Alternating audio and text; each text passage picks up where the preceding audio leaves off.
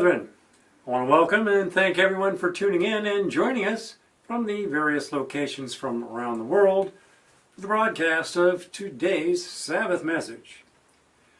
Now, today's message will be delivered by David J. Smith, and it is titled Builders of the New World Order, Masters of Deceit. This is message number 600B. David J. first delivered this message on April 5th, 1992. Well, last week I spoke briefly about how Facebook had enacted an emergency shutdown of 2 artificial intelligence robot agents, where the social media giant leapt into action after it discovered the 2 robots were developing their own code. At first they thought it was simply gibberish, but they soon realized that the robots had invented their own language and were actually talking to each other. The company also admits that they had no idea what the 2 robots were planning. Today I want to tell you about the seemingly lifelike robot identified as Sophia. And I'll do that right after today's message. So let's get started. Grab something to sip on, some lunch, or your favorite snack. Find a comfortable place to relax and enjoy today's message.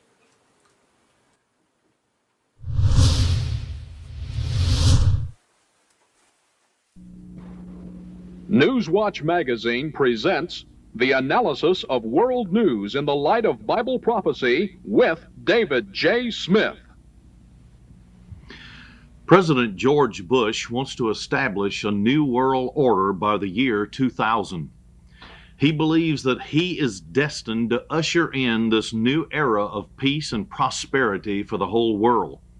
Notice the text of his speech to the United Nations on January 16, 1991, as reported in the St. Louis Post-Dispatch on January 17, 1991. Quote, "Our objective is clear. Saddam Hussein's forces will leave Kuwait. Iraq will eventually comply with all United Nations resolutions, and then, when peace is restored, it is our hope that Iraq will live as a peaceful and cooperative member of the family of nations, thus enhancing the security and stability of the Gulf. I, President George Bush, had hoped that when the United States Congress in historic debate took its resolute action, Saddam Hussein would realize that he could not prevail and would move out of Kuwait in accordance with the United Nations resolutions. He did not do that. Saddam was warned over and over again to comply with the United Nations. Leave Kuwait or be driven out. Tonight, 28 nations, countries from 5 continents, Europe and Asia, Africa and the Arab League, have forces in the Gulf area standing shoulder to shoulder against Saddam Hussein. This is an historic moment. We have before us the opportunity to forge for ourselves and for our generations a new world order.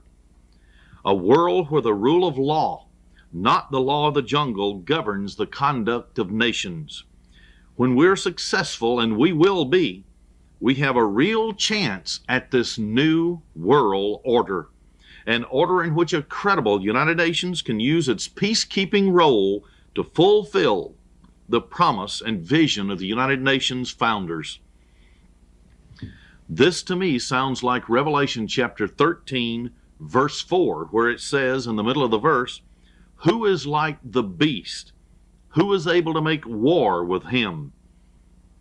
Does this mean that the United States of America, working through the auspices of the United Nations organization, is going to literally be the enforcer of the new world order?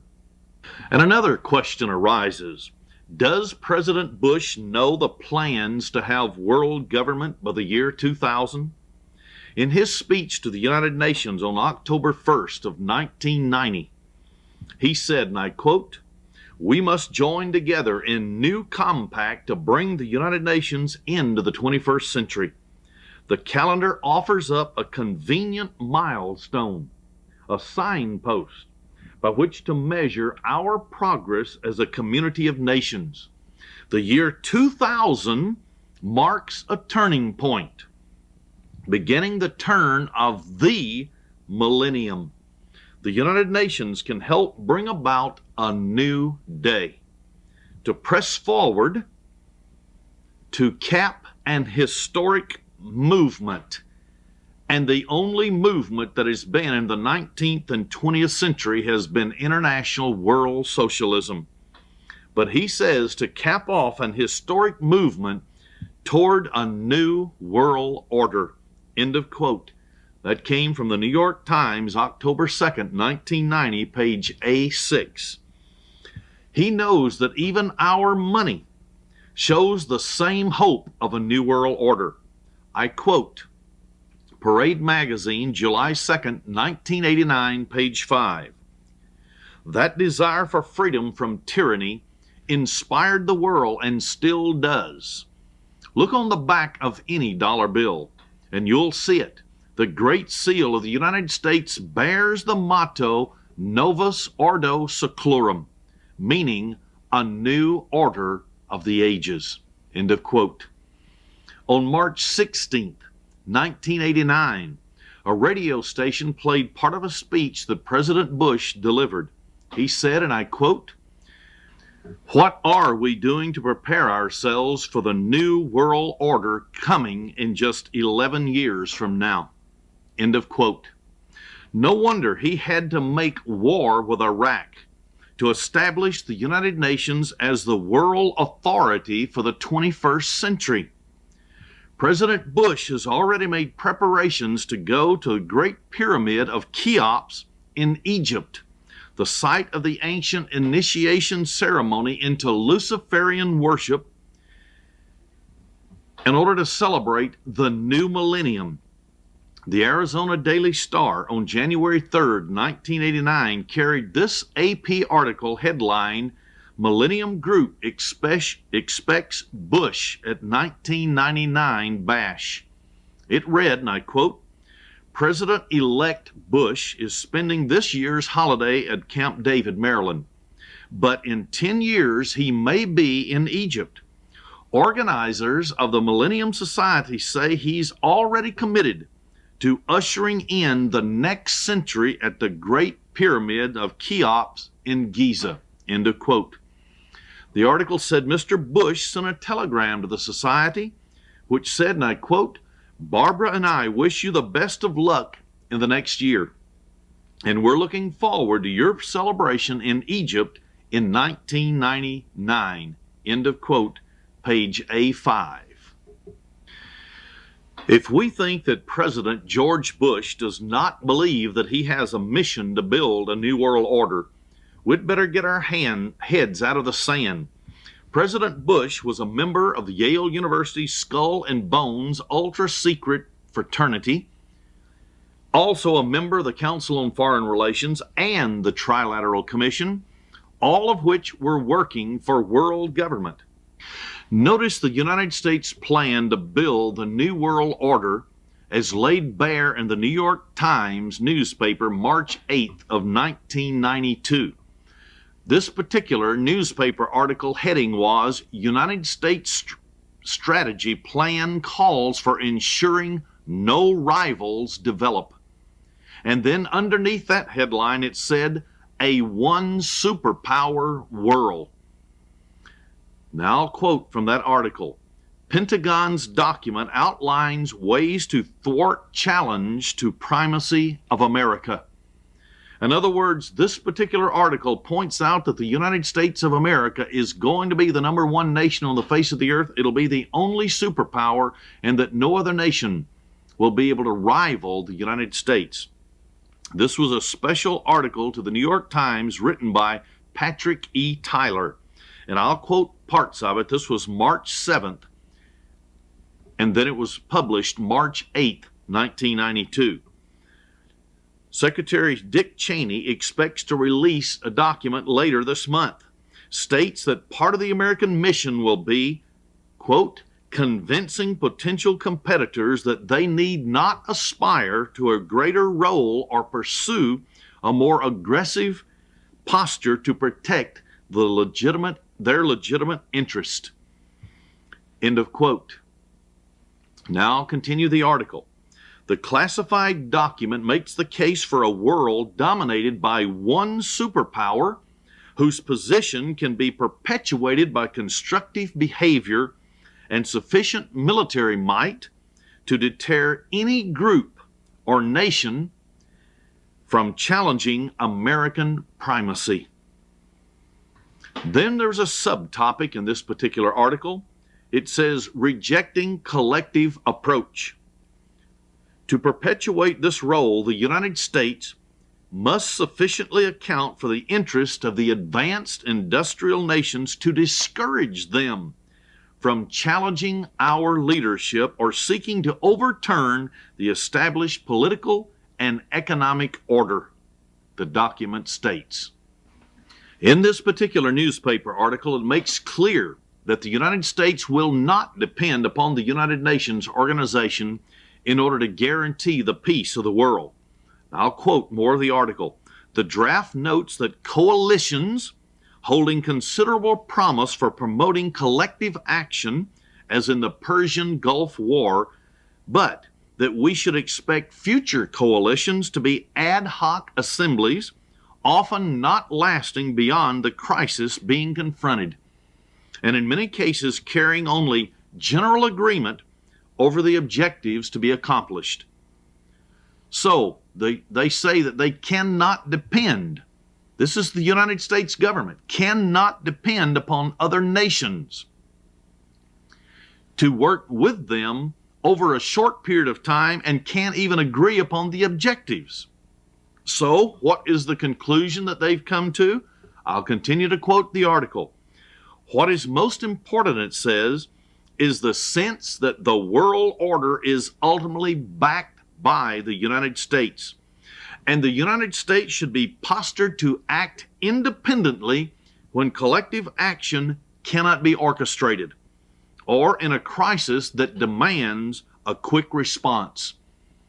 Bush administration's officials have been saying publicly for some time that they were willing to work within the framework of the United Nations, but that they reserved the option to act unilaterally or through selective coalitions, if necessary, to protect vital American interest. So the United States is definitely promoting a one world order only in which they are the primary power and the military structure to enforce world government on the rest of the world. The new draft sketches a world in which there is one dominant military power whose leaders must maintain the mechanisms for determining or deterring potential competitors from even aspiring to a larger regional or global role. And then they give their plan for Europe.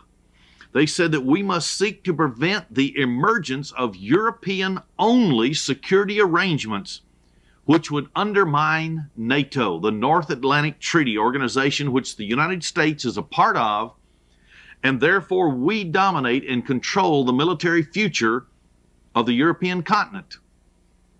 And if this is the case, that means the United States of America, even though there will come an economic giant called the economic community that is coming into vogue in January 1st of 1993, if this target date is accomplished by all the members of the European Economic Community, but the United States will still dominate their military through NATO and will not allow them to rise to become a superpower in competition with the United States.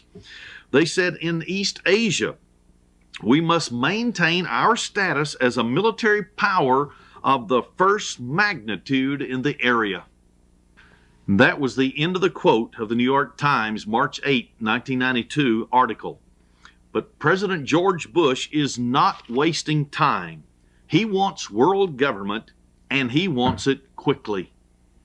But I want to bring up another problem in the world today, And that is not just the problem of world government through the eyes of the United Nations organization, the United States, or any other nation. I want to bring up the problem that there is a deceiver in the world today. In your Bible, in Revelation chapter 13, verse 1 and 2, it reads like this. And I stood upon the sand of the sea and saw a beast rise up out of the sea, having 7 heads and 10 horns, and upon his horns 10 crowns, and upon his heads the name of blasphemy. And the beast which I saw was like unto a leopard, and his feet were as the feet of a bear, and his mouth as the mouth of a lion. And the dragon gave him his power, and his seat, and great authority. So there it is. It says very clearly that a beast, and in Daniel chapter 2 and chapter 7, throughout the book of Daniel, it shows very clearly that a beast is literally a government in Bible prophecy. Therefore, when this talks about a beast rising, and you'll notice it has all the composite structure of the first beast, Babylon, the Medo-Persian Empire, the Greco-Macedonian Empire, and so on. And so this is going to be a powerful government that has all the descriptive terminology of those particular governments. And so it's going to be a very powerful government at the close of the age. And it's said that that Satan the devil will give power to this end time system. Now let's prove who that dragon is according to the Bible. Revelation 12 verse 9. And the great dragon was cast out, that old serpent called the devil and Satan, which deceives the whole world. He was cast out into the earth, and his angels were cast out with him. If this end time system is given power by Satan, it is only logical that it will actually follow in his footsteps. If he's the great deceiver of the whole world, this means that this end time system will also be a deceiver. So the builders of the New World Order are actually masters of deceit. Let's get some background now and notice their masterful deceit to build their New World Order.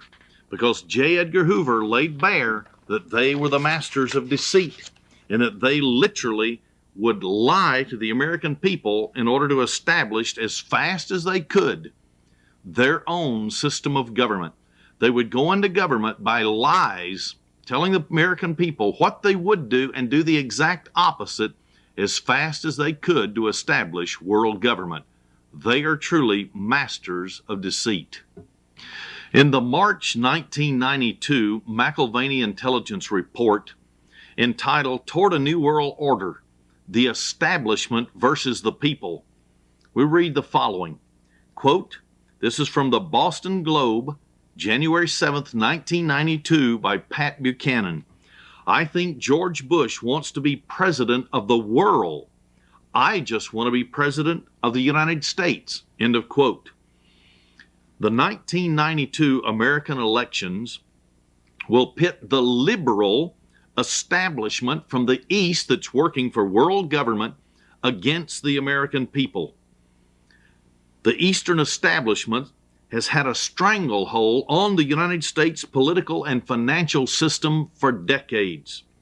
And if it retains power, it's likely to deliver America into a globalistic, socialistic nightmare of the Orwellian, Hitlerian proportions. The people is epitomized by such candidates as Pat Buchanan, Howard Phillips, Bo Gritz, and others who want America first rather than globalism and international government. America is essentially a one-party system dominated by the liberal Eastern establishment that promoted international communism financially and that is working for socialism within the United States of America by paying off politicians and putting pressure upon them to legislate socialism upon America. Just like Nikita Khrushchev said that America would wake up one day and have a socialistic form of government and not know how it happened. The Eastern establishment is epitomized by such organizations as the Council on Foreign Relations, the Trilateral Commission, Yale University's Skull and Bones, the Bilderbergers, the Club of Rome, Socialist International, and wealthy globalist financial capitalists from the United States, Great Britain, and the European continent. Specifically, some of the names of those globalists are the Rockefellers, Andres, the Schultz, the Kissingers, the Brzezinskis, the Bushes, the Bakers, and so on. The establishment controls both the Republican and Democratic parties. Their financing, their media coverage, the candidates who will be allowed to run for high office in the United States, and their administrations once they're in power. As Robert W. Murray, M-E-R-R-Y, Robert W. Murray, executive editor of the Congressional Quarterly, recently wrote, and I quote, "Forget about whether a politician calls himself a Republican or Democrat. Think instead of the two fundamental political forces, the establishment party and anti-establishment populism. The establishment party includes most members of the government elite, Democrat and Republican alike. President Bush is in it. So is Michael Dukakis. House Speaker Thomas Foley, Washington Democrat, practically personifies the establishment party. But then so does Republican House Leader Robert Michael of Illinois." End of quote. So it should be no surprise when President Bush selects Robert Strauss, the former chairman of the Democratic Party, as his ambassador to Russia. Bush and Strauss worked together, just like Ford and Carter worked together, Kissinger and Brzezinski, Vance, Schultz, Baker. Then there were men like Packard and Kennedy, opposite camps and yet seemingly, but they worked together. Bush and his would-be opponents, such as Clinton. Bill Clinton, running for the presidency of the United States, is a Yale graduate, skull and bones, a Rhodes Scholar trained in globalism. No wonder he's running in the other party, the Democratic Party. Kerry, Zonga, and all the rest running for the Democratic presidential nomination are all in reality just competing wings of the same political party. The liberal media elite, such as the Dan Rathers, the Tom Brokaws, the Ted Koppels, the Ted Turners of Turner Network, and hundreds more serve at the pleasure of this establishment party. The establishment owns both sides of all United States presidential elections, and this can easily be illustrated in the Ford and Carter race of 1976. David Rockefeller and the Trilateral Commission literally created Jimmy Carter out of the dust of South Georgia and assembled around him the most elite cabinet and administration hierarchy that were all members of the Trilateral Commission and the Council on Foreign Relations. They obviously decided upon Jimmy Carter and the Democrats in 1976, and yet they controlled President Ford as well, so that no matter what the sentiment against Carter or Ford was, one of their men would actually control the White House. And just as the communists in the old Soviet Empire has always been masters at creating and controlling their own competition and crafting for them the image of being true opposition, they always gave an image of someone competing against them, when in reality they're not competing against them. So the higher establishment in the eastern part of the United States has created and groomed a number of would-be politicians. They're called conservatives, who are highly publicized, but in reality, they're simply surrogates and stooges for the establishment, vying for their own power position within the establishment hierarchy. As 5 liberal Democrats vied for the nomination of their party in 1992, it must be remembered that the establishment cannot lose unless there's a groundswell of populists and a new party that actually comes on the scene in the United States. Otherwise, this 1992 election could be that which will deliver the sovereignty of the United States into the New World Order once and for all. The poor showing of President Bush in early primaries such as New Hampshire and South Dakota, then the upset victory of anti-establishment Republican Kurt Fordyce for governor in Mississippi, the defeat of Bush's pro-establishment Attorney General Thornburgh in the Pennsylvania senatorial race, the strong showing of David Duke in the Louisiana gubernatorial race, all point to a strong upsurge of the anti-establishment populism across America. This upsurge has the establishment very frightened that they might lose control.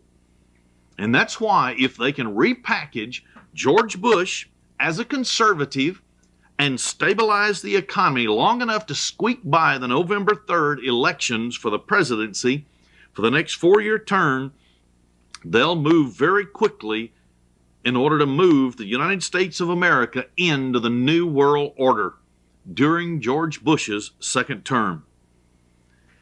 Bush, who will do anything to get reelected, may even launch Operation Desert Storm Part 2 to get Saddam Hussein in order to regain his falling popularity. Or he might do something such as an invasion of Cuba or Nicaragua in order to say that he was the man that took communism out of the Western Hemisphere. Anything to regain his popularity. But is President George Bush in trouble with the American people? Columnist A.M. Rosenthal wrote recently, and I quote, "A year ago, no leader stood higher in the esteem of the world and his countrymen than George Bush. Then, at the moment of victory, everything began to slide into a series of errors, misjudgment, switches, and desertion of old friendships and principles around the world." End of quote. The columnist went on to enumerate the highlights of the George Bush fall from glory. Quote, "He permitted Saddam to remain in power and to use his surviving air and ground forces to obliterate or drive into exile hundreds of thousands of Kurds who Bush had encouraged to revolt and who had vainly trusted him and America. Bush opposed independence for the Baltics and the Russian republics from their communist slave masters. Bush formed an alliance with the Islamic communist dictator of Syria, whose only discernible difference from Saddam Hussein is the shape of his mustache." End of quote. So President George Bush has formed a very close alliance with the communist dictator, the butchers of Tiananmen Square, even as his relatives and establishment comrades in business reap billions in profits from United States and Chinese trade and business deals. He crawled on his knees to Japan to beg trade concessions, and then, of course, literally fell on his face before the world's television audiences. Thomas Sowell, writing in the Washington Times of January 5th, 1992, observed that there were tremendous similarities between George Bush and his New World Order partner Mikhail Gorbachev, who Bush struggled long and valiantly to save. Both were political pragmatists with no stronger foundation of belief than a New World Order. Gorbachev was perceived to have lost his belief in Marxism-Leninism. That's why he was overthrown. And Bush is widely perceived to believe in nothing except his own election at all cost. Sowell wrote in his column, quote, "Pragmatism has its limits. When people no longer know what you believe in, they no longer believe in you. Uncertainty is deadly in its political and economic effects." End of quote. Today, Bush's believability and credibility are dropping as rapidly as Richard Nixon and Jimmy Carter fell from glory. Bush is progressively seen as a shallow political hack who will say anything or do anything to manipulate any event in order to be re-elected. But don't underestimate him. He has the tremendous power of the establishment and his incumbency as president and of the media at his disposal, so he can manipulate events more than any of his opponents to gain re-election. In 1980, when Ronald Reagan was running against Jimmy Carter, Reagan asked the question, "Are you better off now than you were 4 years ago?" The resounding answer was no. A Washington Post ABC News poll recently asked the same question. Are you better off than you were 4 years ago? 78% of those answered no. Between June of 90 and December of 1991, 3 million Americans lost their jobs with sharp drops in employment in 25 of the 50 states, including electoral giants such as California, New York, Florida, Pennsylvania, Ohio, Illinois, and Michigan. According to the Democrats, the United States economy has only grown at 0.5% per year since George Bush came into office. The establishment-oriented U.S. News and World Report pointed out in the article February 17, 1992, entitled, quote, "George Bush's Last Stand," end of quote. That, and here's what the article said, Bush leadership has left us with a deficit approaching $500 billion, which has raised the cost of capital and drained it from public and private investments and infrastructure more than any time since World War II. End of quote. The article also stated that the Bush administration had pushed money available for new investment, new plants, new equipment to the lowest level since World War II. U.S. News and World Report went on to point out Bush's policy reversals, such as no new taxes in 1989, and then all of a sudden new taxes in 1991. Then all of a sudden he says, let's have a tax cut in 1992. Quote, "Comes so thick and fast that to read his lips you have to be dyslexic," end of quote. So they admit you never know what George Bush is going to do next. Commenting on Bush's quick fix economic solutions in order to get reelected, the U.S. News and World Report said, and I quote, "There is not the budgetary discipline of legitimate conservatism. This is not a long-term battle plan. This is sheer political cynicism and panicky opportunism.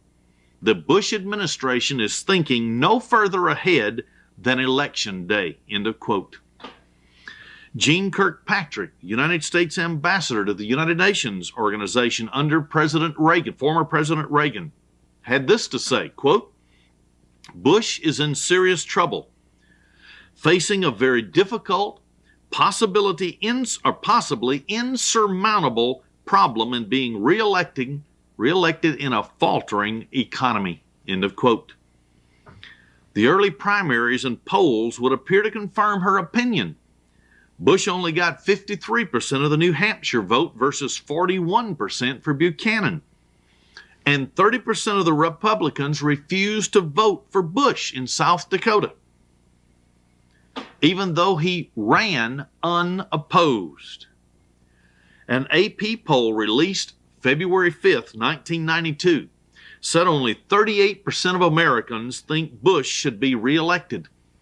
48% said he should not. 21% of the Republicans, 52% of the independents polled said that he should not be reelected. 41% of those polls said the Democrats could do the best job with the economy versus 32% who thought the Republicans could. Now, I want to give just a simple observation. Will we be better off with Governor Clinton, Yale University's skull and bone man, Rhodes Scholar training in globalism? I don't think we'll be any better off with him than we would be with any other presidential candidate. The news media and the public saw that Bush's State of the Union address on January 28, 1992, the economic and rhetorical sleight of hand that he used. Here's what Barron's magazine said, quote, "The new budget, going for the gimmicks."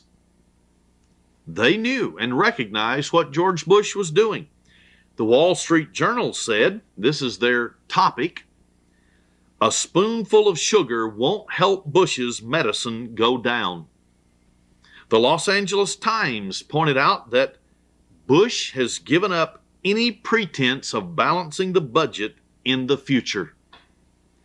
The Los Angeles Daily News referred to, quote, "Bush's tax dodge," end of quote, and went on to say, quote, 75% of Americans say Bush's economic plan will not help them, end of quote. The late columnist Warren Brooks pointed out in December of 1991 that Bush's re-election bid is jeopardized by the biggest plunge in per capita disposal income since World War II. Bush's credibility has been further hurt by his denial that we were even in a recession in 1990 and 1991, and finally in December of 1991 he reluctantly admitted it. Even as millions of Americans were losing their jobs and going bankrupt, and hundreds of thousands of businesses were shutting down, Bush was still denying that there was a recession. Bush promised Americans that he would not raise taxes, then gave them the second largest tax raise in United States history, only second to former President Ronald Reagan. And now he's trying to blame the Democrats. So this gave him more loss of credibility. The Bush administration has pushed through more federal regulations than any administration in United States history, which are totally hamstringing United States businesses and retarding the economy. No wonder we're going bankrupt as a nation, and they're going to use this in order to socialize America. If we can't control ourselves, then the government must furnish the solution for us. But in his State of the Union address, he promised a 90-day moratorium on new regulations. That's just like a bad joke. It's like the notorious bank robber Willie the Actor Sutton promising not to rob banks for 90 days. So President Bush has lost more credibility. The president, who was offered a $1.5 trillion budget with a $500 billion deficit in the fiscal year 1993, said with a straight face that he wanted a balance the budget amendment. Why didn't he furnish a balanced budget of his own? More loss of credibility in the eyes of the American people. Notice this quote from the New York Times, February 1st, 1992, and Patrick Buchanan said it, quote, George Bush looks upon himself as the chairman of the board of Skull and Bones International. He gets together with all the leaders of the world, and they decide this, that, and the other, end of quote.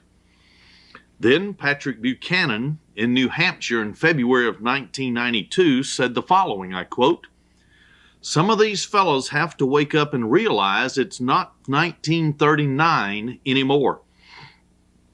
Most of these folks, that's the George Bush group, are globalist. They believe in subordinating American sovereignty to some globalist New World Order. When I see European countries giving up their currencies, giving up their control of trade, when I see George Bush engaged in the unilateral economic disarmament of his own country, I say, watch out, end of quote.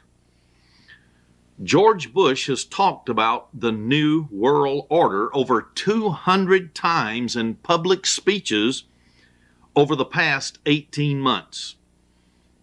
It's not just the figment of one of his speechwriters' imagination. It is the world government under the United Nations, not under the United States Constitution, talked and written about and planned for decades by the globalists, by the Marxist-Leninists. Fidel Castro was the first one who talked about the New World Order in 1979 openly to the public. And Mikhail Gorbachev began to speak it about the New World Order in 1987. And then the New Agers also talked about the New World Order. The sovereignty of the United States Constitution would be replaced by the sovereignty of the United Nations Charter or some other international constitution. The United States military would be under the United Nations flag, and that's called for in State Department publication number 7277, a three-step plan where the government of the United States would turn over its military apparatus to the United Nations. And technically, the United States was under the United Nations Charter fighting the Korean War, the Vietnam War, and Operation Desert Storm. Then it would have a global currency if we were under the United Nations flag, a global banking system. There would be environmental protection agencies on a global scale. There would be an educational system that would be global. Population control authority would be in place through the United Nations. There would be gun control mechanisms, and that's what the International Socialists said. The last step will be to take the guns out of the hands of private citizens.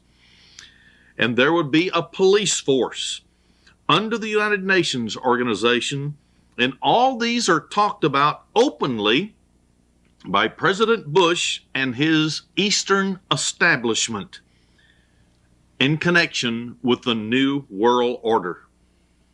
The welfare of the citizens of the world is far more important to President Bush and the New World Order than it is the welfare and jobs of the American people.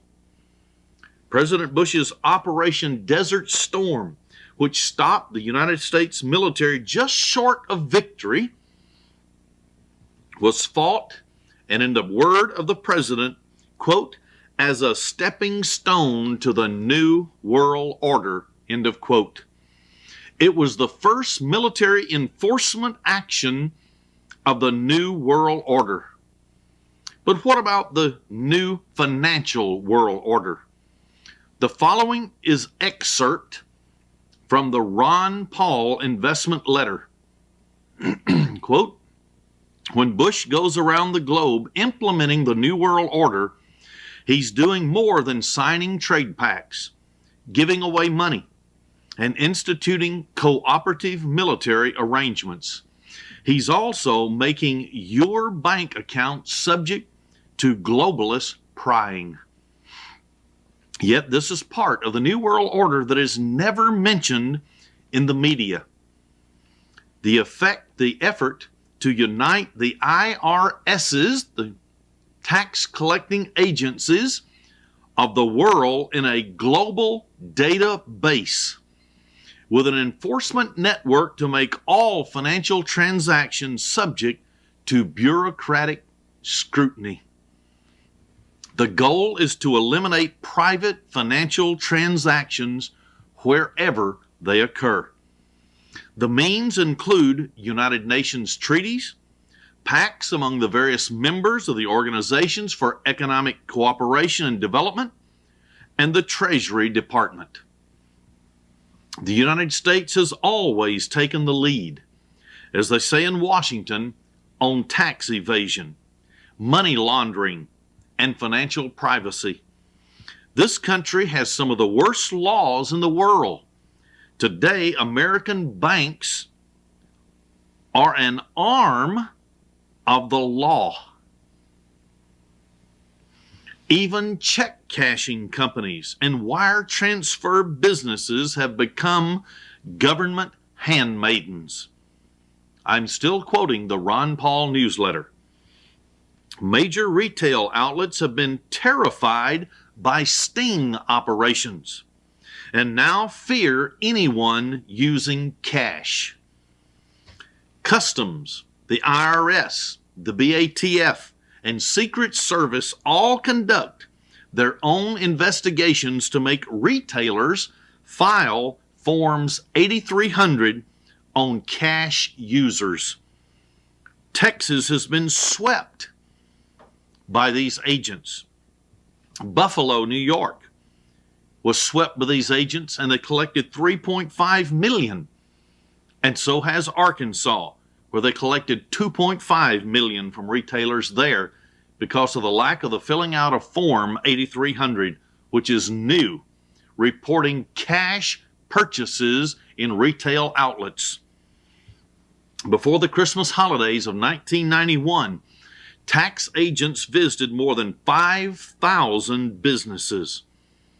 This sounds exactly like the Orwellian 1984 book, where everybody was a spy on everyone else. But all these things are happening right before our eyes, but it is not publicized, so that the American people don't really understand that we are being socialized at an accelerated rate. On February 1st, 1992, the chiefs of state of 20 countries, headed by George Bush, met at the United Nations and declared that, and I quote, "The world community can no longer allow advancement of fundamental rights to stop at national borders." End of quote. They urged, and I quote again, that the United Nations abandon its tradition of non-interference in internal affairs of member countries, and that the UN should play a more active role in combating abuses, even if that means involving itself in issues that would once have been regarded as off limits to the world body, because they involved a country's internal affairs. Nations are too interdependent. National frontiers are too porous, means has holes in it, and transnational realities too dangerous to permit egocentric isolationism. End of quote. I've reported many times that the Illuminati under Adam Weishaupt originally laid down its plans to destroy all national borders and build a one-world government exactly as the United Nations organization is outlined today. And right now, in 1992, President George Bush and the heads of 20 other countries met at the United Nations organization and said that the United Nations must have more power to intervene in the internal affairs of nations, which it is not supposed to do according to its charter. Now do we begin to realize the movie or the miniseries on ABC television, February 15th to the 22nd of 1987, where it showed that the United States of America was being occupied by the United Nations troops from the Soviet Union. They are actually laying the groundwork through this miniseries program and prompting the minds of Americans to accept United Nations occupation troops into our country and all other countries. George Bush, addressing the world leaders at the United Nations, said, quote, "It is the sacred principles enshrined in the United Nations Charter to which we will henceforth pledge our allegiance," end of quote. It was my understanding that when a president laid his hand on the Bible, he swore allegiance to the United States Constitution and upheld it. And yet President George Bush has now pledged the allegiance of the United States of America to the United Nations and its charter. I just want to point out that these sacred principles upon which Mr. George Bush referred were put down in writing by Soviet spy Alger Hiss, convicted in the courts of America as a traitor, and then given force by the signature of Joseph Stalin and Franklin D. Roosevelt. At the same United Nations meetings planned in February of 1992, plans were discussed to transfer national armies to the control of the United Nations.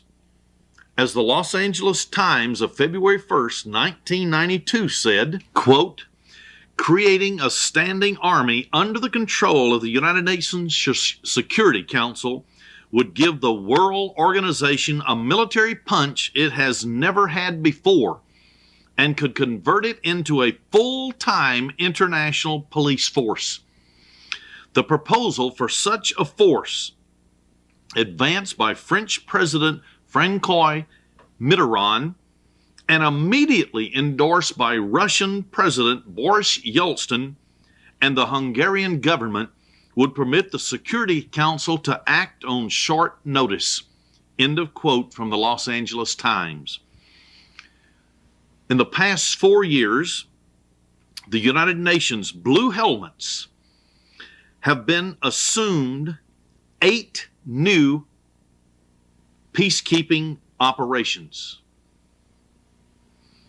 That was compared to a total of 13 in the prior 40 years of the United Nations peacekeeping troops' existence. So this tells me they're stepping up the United Nations operations. If this United Nations standing army is created, blue-helmeted United Nations troops from Russia, China, Europe, and Africa could be on United States soil within 3 to 5 years. We've already seen the movie America spelled with a K. They've prepared our mind. They said anyone who would not enter into the new age would be crushed on national television.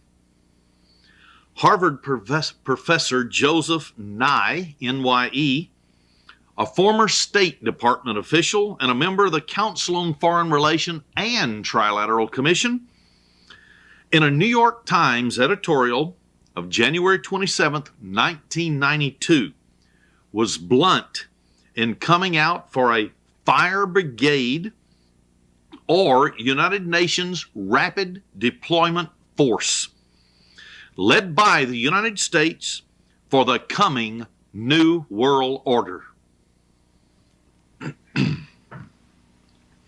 I believe, this is my personal opinion, that if George Bush is reelected in November of 1992, that he and his establishment associates will try to immediately, within the next 2 years of 1993 and 1994, implement in its full fury the New World Order by declaring some kind of state of national emergency.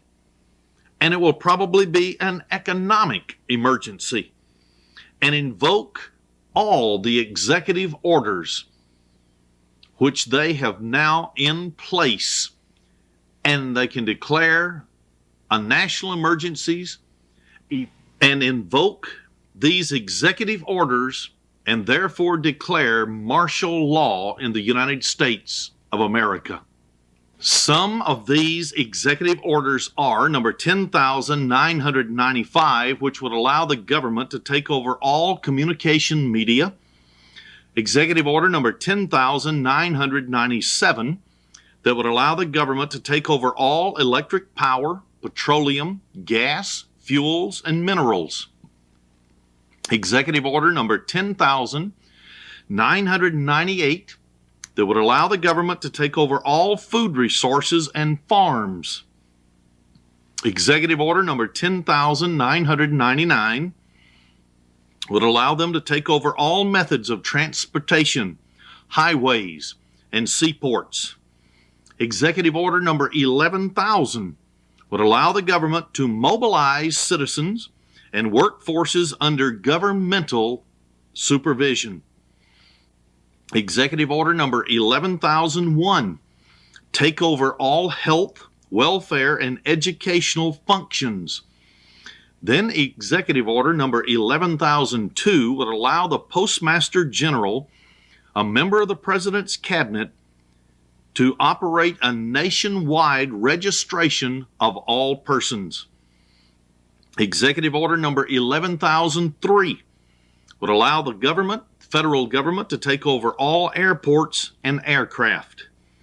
Then executive order 11,004 would allow them to take over housing and finance authorities to relocate communities, to build new housing with public funds, designate areas to be abandoned as unsafe, establish new locations for populations. Executive order number 11,005 would allow the federal government to take over all railroads, inland waterways, and public storage facilities. Executive order number 11,051 would allow the federal government to designate responsibilities of the Office of Emergency Planning, giving authorization to put all other executive orders in effect in times of increased internal tension or economic and financial crisis. In the McIlvaney Intelligence newsletter, he said that he had one last thought on the New World Order. He says that the New World Order will be no friend of conservatives, fundamental evangelical Christians because they're trying to emerge a world religion, or Orthodox Jews. He said as the New World Order is installed, it will progressively take more and more steps against these groups.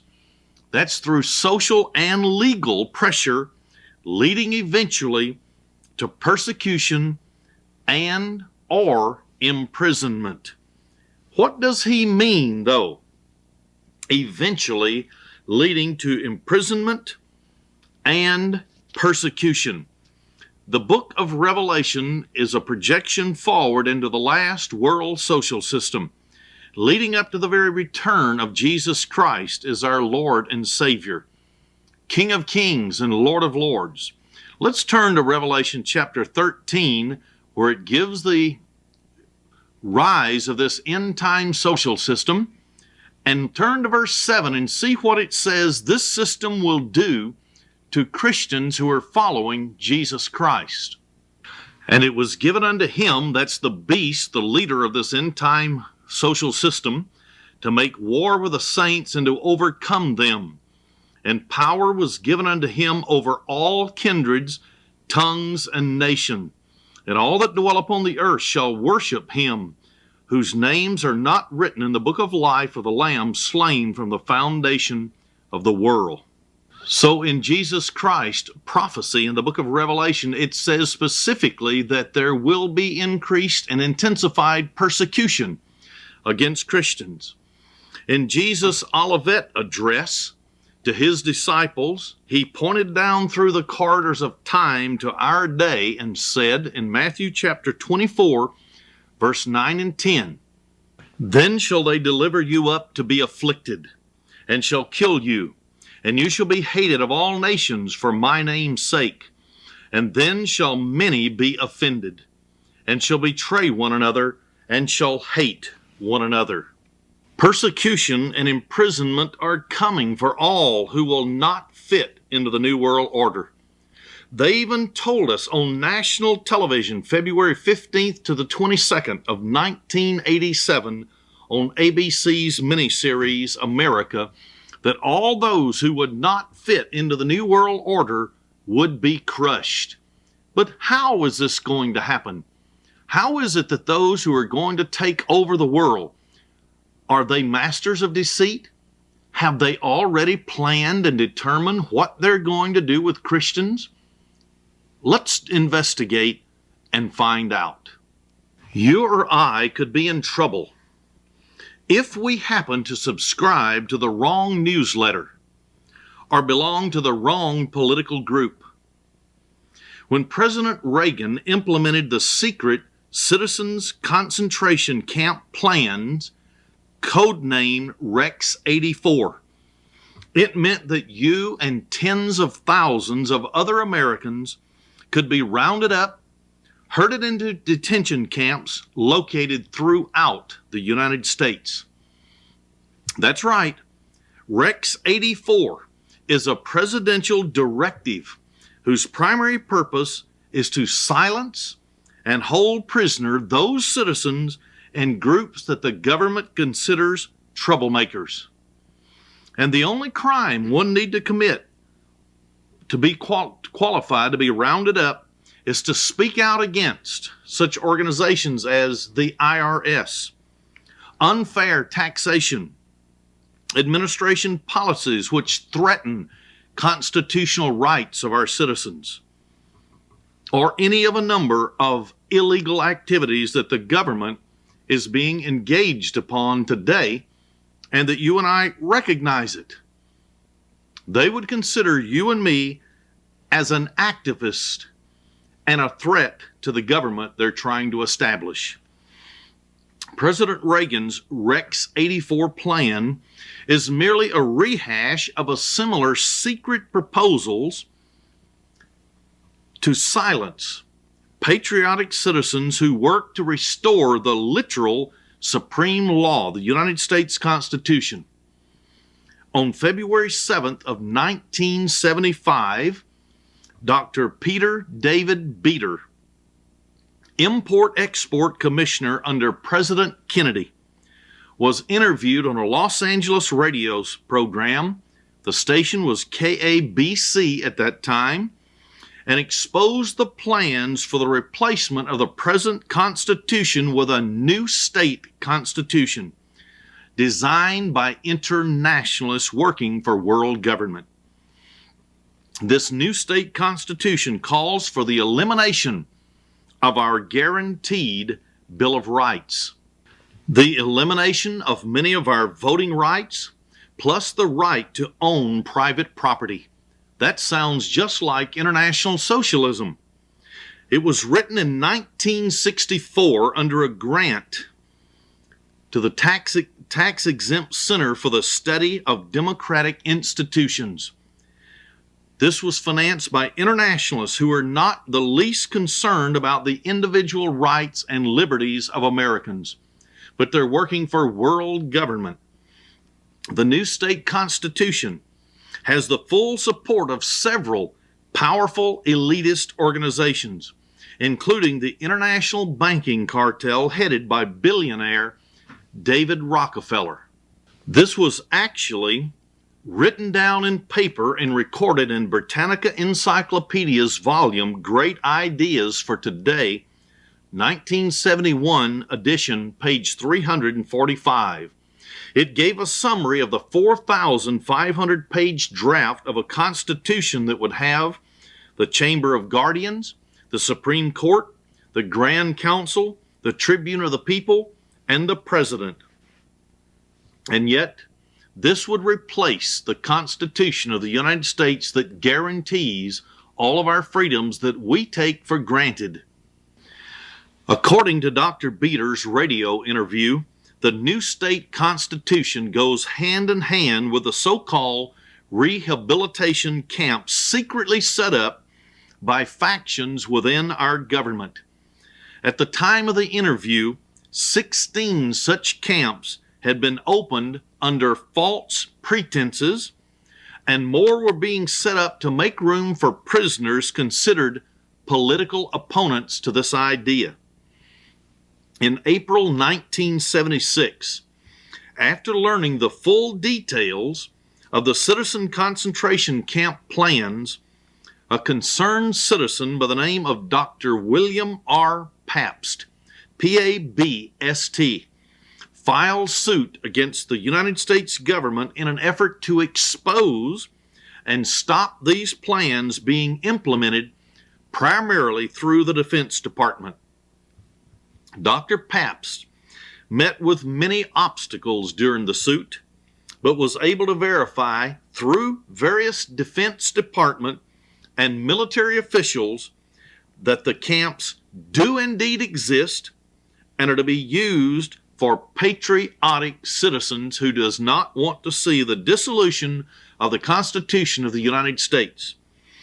He uncovered documents spelling out the complete takeover of local, state, and federal agencies by the Law Enforcement Assistance Force, abbreviated LEAF, in the event of a national emergency called by the President of the United States. He also found that Executive Order number 11,490 authorized the President or his successor to call such an emergency and thereafter authorize various federal agencies to take over and implement rationing, confiscation of public and private property, including food, guns, precious metals, businesses, homes, and so on, and to reorganize local, state, and federal agencies under a single centralized federal bureaucracy. Isn't that exactly what they have in the Soviet Union? And yet these same plans are laid down. I must interject one thought right here. After this man, Dr. William R. Pabst, went through all of his ordeal to uncover all of this material, he put it on cassette tape in a live speech. It was transcribed, and suddenly Dr. William Pabst disappeared from the face of the earth. No one knows what happens to this man. Executive Order number 11,490 also calls for the creation of 10 federal districts called new states and their capitals. And one of them is called the Heartland. And if you'll notice very carefully, many times on the evening news, it talks about, when it's talking about Kansas, Missouri, Nebraska, and Iowa, it'll call it the Heartland area. And there's 10 such designated areas. These 10 districts are already being used by various government agencies such as the Post Office, the Internal Revenue Service, the Social Security Administration, and banking establishments. These are all illegal because they were not passed into federal law of the United States. The creation of these new states, along with the executive orders and Rex 84, are in total violation of the United States Constitution, which is why they're being implemented in near total secrecy, and it took a federal suit in the courts to gain access to the information. The executive order, once it's implemented, and put into use, it cannot even be reviewed by Congress for 6 straight months. Therefore, if they call a national emergency and implement these, it takes at least 6 months before Congress could even review why they implemented this executive order. Dr. Papp's research revealed that clandestine military exercises have been conducted as practice maneuvers for the takeover of local, state, and federal agencies, and for the control and roundup of those who would assist the takeover plans. But you say, that was back in the 1970s. This is in the 1990s. In October of 1990, helicopters parachuted men into the yards and streets of St. Louis, Missouri, in residential locations, in what was called or termed riot control practice. Why would there ever be a need for riot control practice in the streets of the United States of America?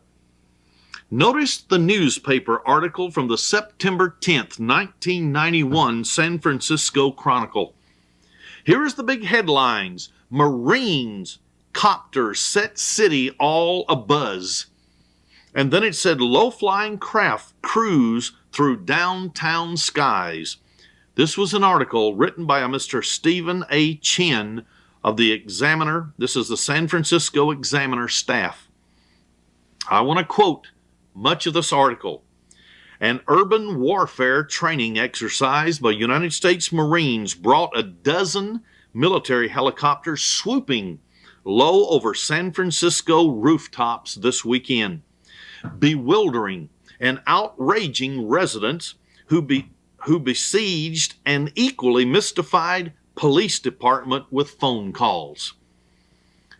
We've had literally thousands of calls, Central Police Station Officer Elizabeth Lowe said Sunday. The phones are ringing off the hooks. Our officers have been stopped on the street all day. Some callers report seeing a helicopter land on the Chevron building. Others said one landed on the Bank of America skyscraper.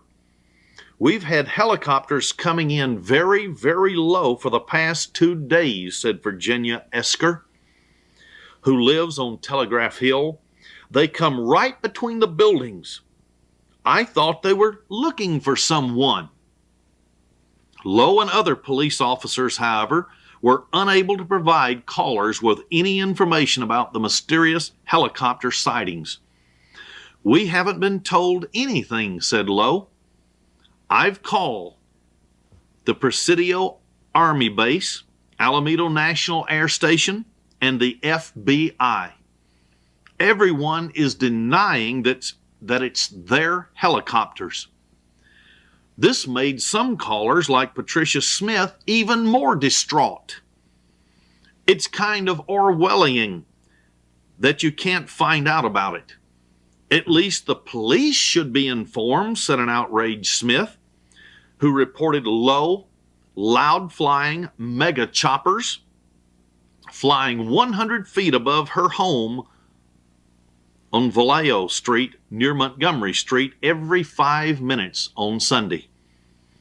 Some are camouflage looking. Some are brackish, said Smith. They're like from the movie Apocalypse Now, only bigger.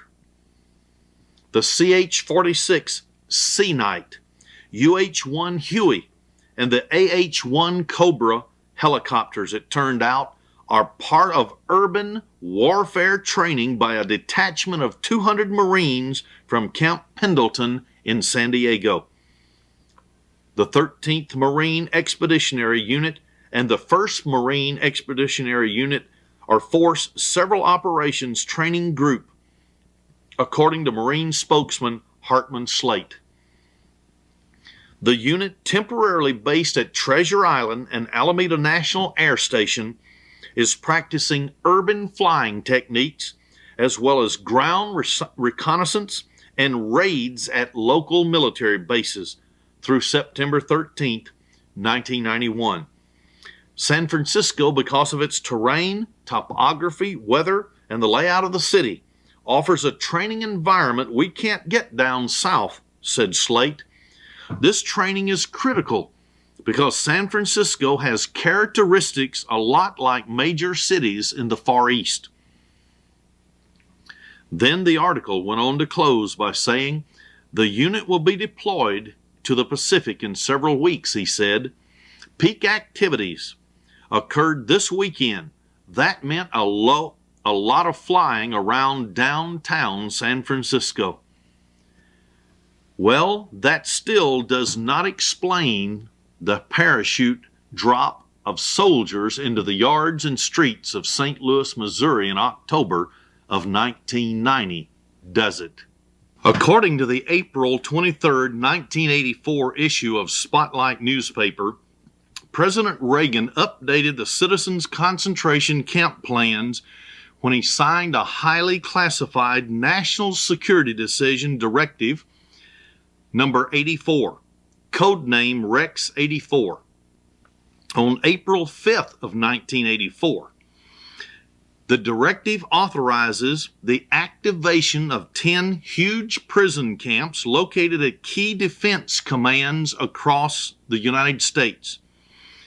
A few of these are the original camps that were exposed by Dr. Pabst, in addition to a 1 million acre restricted area complex in Alaska to be used for brainwashing of government opponents during the takeover plans.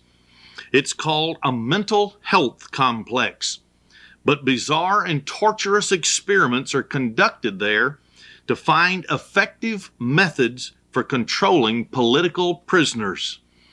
Another source has listed other areas that are now decided upon to be detention centers, and I'll point out a few of these for you. First of all, there's the Alaskan Siberian Asylum just southeast of Fairbanks, Alaska. Then on the eastern coast of the United States is Fort Drum, New York, is a possibility. Then Fort Indian Gap, Pennsylvania, which is northeast of Harrisburg. Then Camp A.P. Hill, Virginia, north of Richmond. Then Buckner, North Carolina, north of Raleigh. Fort Benning, Georgia, near Columbus, Georgia. Camp Crome, Florida, near Miami. Also, the Eglin Air Force Base in Florida, northeast of Pensacola. Others are Fort Chaffee, Arkansas, southeast of Fort Smith. And then Fort Hauka, Arizona, south of Tucson. Then Vandenberg Air Force Base, California. Then Oakland, California, east of San Francisco. Fort McCoy, Wisconsin, southeast of Eau Claire. All these are possible concentration camps thus far. Each of these facilities apparently can hold between 15,000 and 25,000 troublemakers, with the facility in Alaska holding up to 1 million individuals. There was a man from Fort Smith, Arkansas that came to me in 1987 and had a first-hand description of a facility in the middle of Arizona, out in the desert, that an Army official who was about to retire, he and his buddies were driving the Jeeps in the desert, and they came over a hill, and here was a facility with barbed wire strewn around on the outside in huge rolls, barracks after barracks, and they were all empty, with a huge fence around it and barbed wire slanting to the inside to keep anyone from escaping. There were no roads to this facility. The only way to it was by helicopter, and there were no roads. Spotlight newspaper cited 2 Army officers as the source for the Rex 84 roundup plans, who stated that the public will be told that the detention facilities are to be used for the roundup of illegal aliens, but that's only a cover. But in fact, it'll be used for what they term as political prisoners or citizens who does not go along with the New World Order. The roundup, they said, would probably be anyone who protests our taxes, and the Marxist-Leninist program for world government is to take away from those who have and give to the have-nots. Therefore, you and I in America will definitely be taxed beyond all belief when the New World Order comes into vogue and it's in place, and the redistribution of our wealth to the third and fourth world countries.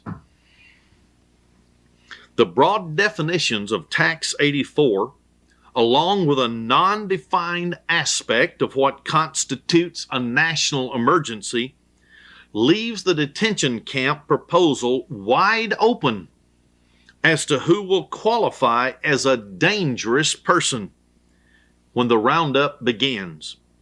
The Rex 84 planners have a computer list of potential prisoners and a computer that will automatically type the names onto open arrest warrants the minute that the roundup begins.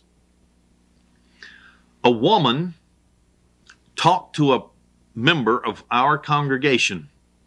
She was from Washington, D.C. and worked for the government, and stated that their computer network is in place. All they have to do is implement it. They even can produce holograms of an individual and make people think they're saying something when in reality it is not that individual at all, but a hologram that is made to look like that person. Former President Ronald Reagan declared more than one national emergency. This is something that's downplayed by the establishment media, who totally continue to ignore the dangers of the executive orders. In fact, on October 14th, 1983, former President Reagan declared a national economic emergency due to the debts owed the United States by foreign banks.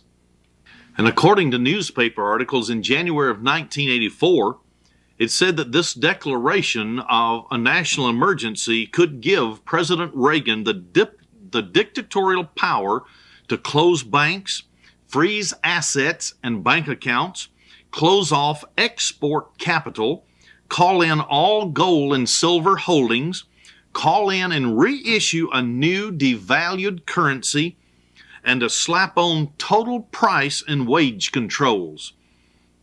This is all a result of the collapse of the International Monetary Fund.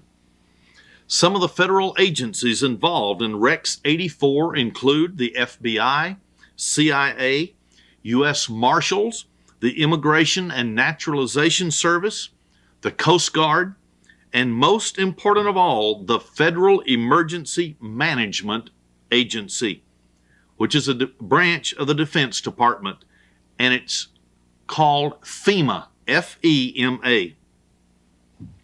And FEMA will have life and death control over all of us during a declared emergency. FEMA also has the authority, which is illegal, but they've been given it by these executive orders, the authority to arrange succession to office and reorganize government agencies. They would have the power to revalue our money system and confiscate strategic materials like gold, silver, guns, private property. They would have the authority to oversee the training of personnel from public and private sectors in emergency procedures, to reinstate the draft, and to form a national police force, and to coordinate activities for international civil emergency planning. And every one of these are a direct violation of the Constitution of the United States. And yet, because of executive powers, it could be declared a dictatorship. Former President Reagan's Rex 84 plan merely updates the executive orders signed by former presidents like Nixon, Carter, and Kennedy. A source from the Spotlight newspaper stated that Rex 84 is the secret appendix to a series of orders dealing with the emergency preparedness. One such executive order, number 12,473, was enacted by Ronald Reagan on April 3rd, 1984, and it calls for the reorganization and federal control of national communication systems in the event of an emergency. Another part of Rex 84, and it's officially called Directive 84, contains an order for United States military and government agencies to track down terrorists anywhere in the world and even to kidnap or kill them on the spot. Very little press coverage has been given to the Citizens Concentration Camp plans or the Hunt Down and Kill Directive, except for an article in the April 1984 Reader's Digest called Mr. President, This Isn't Russia. And it was by a Mr. Carl Rowan. On April 16th, White House Press Secretary Larry Speakes issued a brief statement about combating terrorism, but failed to mention any of the minor details of the Directive 84 that I've just discussed. Also on April 16th on CBS television, a spokesman for the Anti-Defamation League praised the Hunt Down and Kill Directive, yet most Americans are in the total darkness concerning Rex 84. They've never even heard of it. If Rex 84 and the Citizens Concentration Camp plans are to be successful, they must remain a secret from the public. The following is a transcript of a tape message by Dr. William Pabst concerning the implementation of a dictatorial government in the United States. This information so disturbed somebody, some agency, or governmental authority that Dr. Pabst disappeared from sight, never to have been heard from since. It must have been a threat to someone or a government agency. Now here is some of his message. I will subtopic this a national emergency, total takeover. Quote, this is Dr. William R. Pabst. My address is 1434 West Alabama Street, Houston, Texas, 77006. My telephone number is area code 713-521-9896. This is my update on the report of the concentration camp program of the Department of Defense of the United States. On April 20th, 1976, after a rapid and thorough investigation, I filed suit on behalf of the people of the United States against various personages that had a key part in the conspiratorial program to do away with the United States as we know it. This is a progress report to you, the plaintiffs, the people of the United States. The civil action number is 76-11-667. It is entitled Complaint Against the Concentration Camp Program of the Department of Defense. It was filed in the United States District Court for the Southern District of Texas. The judge responsible for the case was Judge Carl Bue, B-U-E. Now I'll quote his transcript. You have no doubt heard the story, and he goes on to show that in Nazi Germany, during World War II, a man worked in a baby carriage factory, so he was told. And then suddenly his wife became pregnant and had a baby, so they wanted a baby carriage because she couldn't buy one. So he smuggled individual parts from all different areas of the factory home. Then he put them together and he found that he had not a baby carriage, but a machine gun. This is what's happening piece by piece in the United States of America in order to merge us in to a world government. Just like Nikita Khrushchev said in 1959 that the Congress of the United States would legislate by their liberals in Congress legislation, and one day we would wake up and be a socialist country and not know how it happened. He reported in 1976 that the Center for the Study for Democratic Institutions recently completed a proposed constitution for the new states of America. The center was Rockefeller funded. And to give an indication of the type of constitution proposed, the term national emergency is used 134 times. The document did not have a Bill of Rights, and the right to own arms as guaranteed by the United States Constitution was taken away. At the same time, House Concurrent Resolution number 28 waited for calling a constitutional convention on or before July 4th, 1976. We know that that did not occur, but they tried with all their power. The presiding officer of such an event would have been, at that time, Nelson Rockefeller, Vice President and President pro tem of the Senate. This particular resolution awaited in committee. Obviously, money would not be spent on this massive program unless there would have been a chance of actual implementation of the scheme for this new state constitution. However, in case the American people did not voluntarily adopt a new constitution, then there would be Executive Order 11,490, which would include a dictatorship for America. The executive order authorizes the secretaries of the various agencies to prepare for a national emergency type of situation, included but not limited to those specified in the executive order itself. To those who have had an opportunity to read the order, there's nothing left to the imagination. There is no pretense. It's an outright order for a dictatorship in the United States of America. The order itself was prefaced in March of 1969 by another executive order which established the federal regions and their capitals, 10 different regions.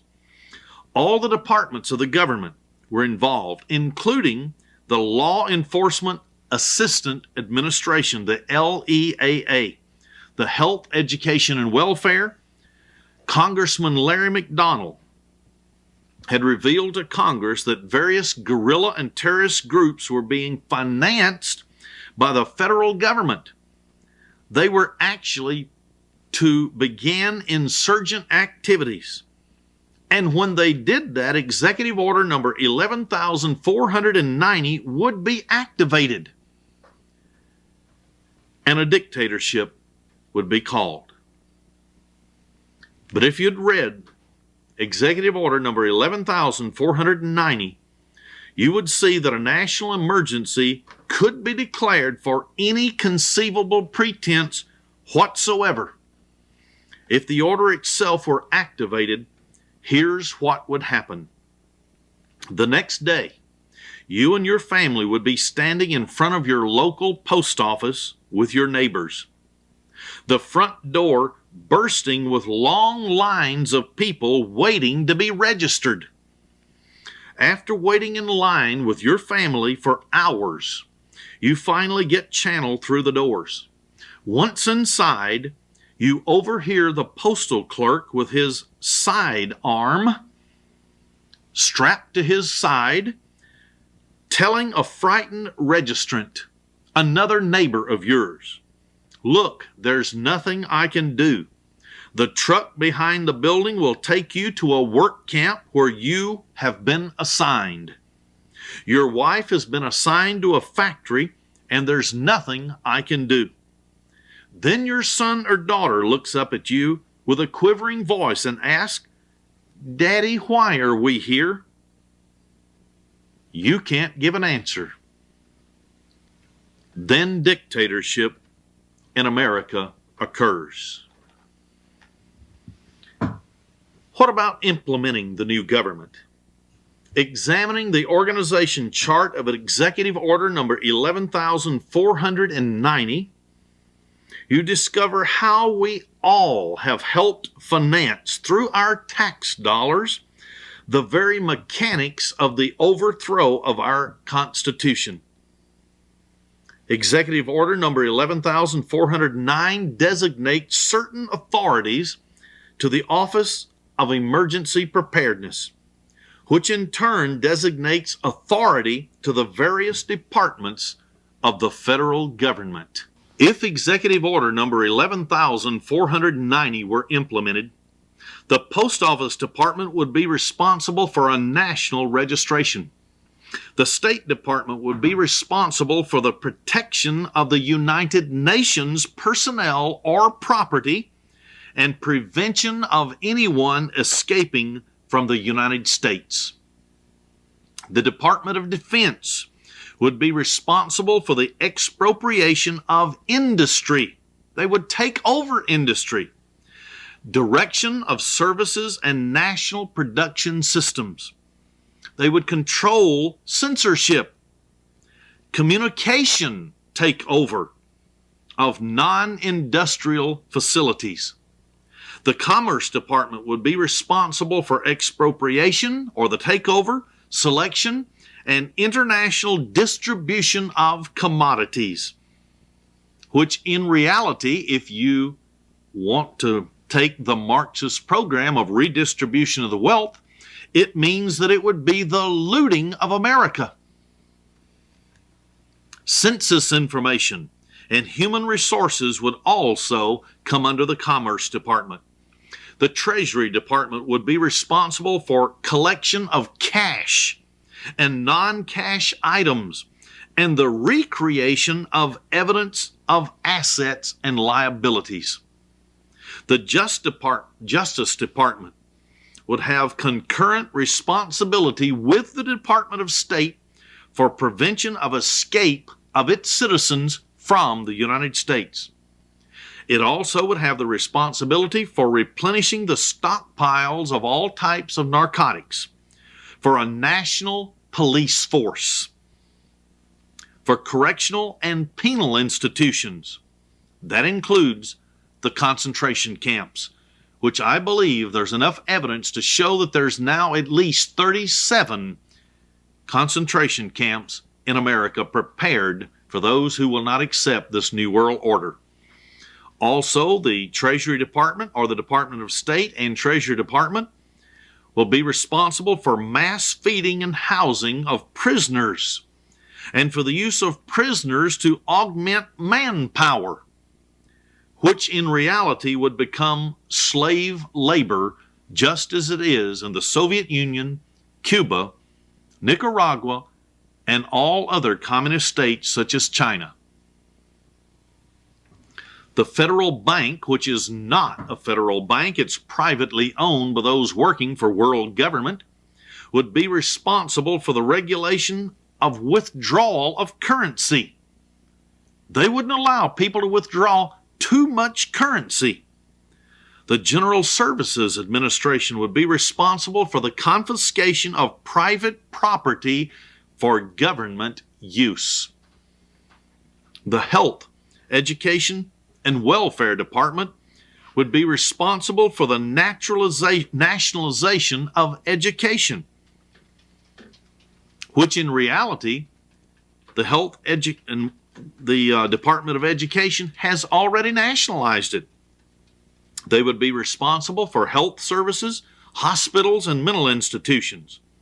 The Labor Department would be responsible for recruiting manpower, selecting manpower, referring manpower, and then allocating manpower so each particular person that was registered at the post office in this national registration would be told where he or she was going to work, just like in the Soviet Union. Excuse me, former Soviet Union.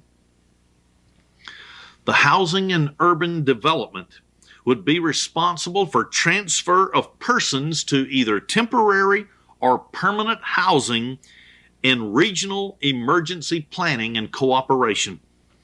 The Transportation Department is responsible for emergency enforcement and control and movement of persons, and the emergency operation of the Alaska Railroad that would hold 1 million political prisoners. There are two specific agencies that we need to take a look at and keep in mind. They are the Health, Education, Welfare, and the Justice Department, as these two agencies are directly related to the Department of Defense. The various military departments are part of the Department of Defense. Under it, we have the Secretary of the Army, Chief of Staff, Deputy Chief of Staff of Personnel and Law Enforcement, United States Army's Forces Command, and then Continental Army Reserve and National Guard. And under that, we have the four armies dividing up the United States. Under the Fifth Army, we have the Provost Marshal, who is directly connected to the Deputy Chief of Staff for Law Enforcement Personnel. Under the Provost Marshal for the Fifth Army, we have the 300 Military Police Prisoner of War Command at Livonia, Michigan. At this point, I want to quote from retired Admiral Elmo Zumwal's book, On Watch. And he quotes Henry Kissinger as stating, "I believe the American people lack the will to do the necessary things to achieve parity and to maintain maritime superiority. I believe we must get the best deal we can in our negotiations before the United States and the Soviets both perceive these changes and the balance that occurs. When these perceptions are in agreement, and both sides know the United States is inferior, we must have gotten the best deal we can. Americans at that time will be happy that I have settled for second, but it will be too late." End of quote. Zumwalt said, "Then why not take it to the American people? They'll not accept the decision to become second best while we're in a position of gross national product twice that of the Soviet Union." Kissinger responded, and I quote, "That's a question of judgment. I judge that we will not get the American people's support. And if we seek it and tell that fact, as we would have to, we would lose our negotiating leverage with the Soviets." So we can see from this conversation that Henry Kissinger and others who have dealt with the Soviet Union and our place in world power politics have kept things from the American people. They have sold us out and have not let us understand the full import of what they're doing in secret. So even though Henry Kissinger wanted to negotiate us into a place of second in command in the world to the Soviet Union, we're not second. Rather, we're simply being merged into a world government, and now the military power of the United States is going to be used to enforce the one world government. So we can see that the intention of the State Department is not to fill in the American people on what they're actually doing in creating world government. On December 30th, 1975, the California National Guard actually announced in a press release that the state's military police battalions were organized and trained to provide immediate response to virtually every civil and man-made disaster. as well as to assist law enforcement officers in emergency situation, to carry out their law enforcement as well as their military mission and riot control. The training spoken of for the California National Guard covers subjects such as dealing with individual citizens, civil populations, detention procedures, citizens' rights, and similar matters.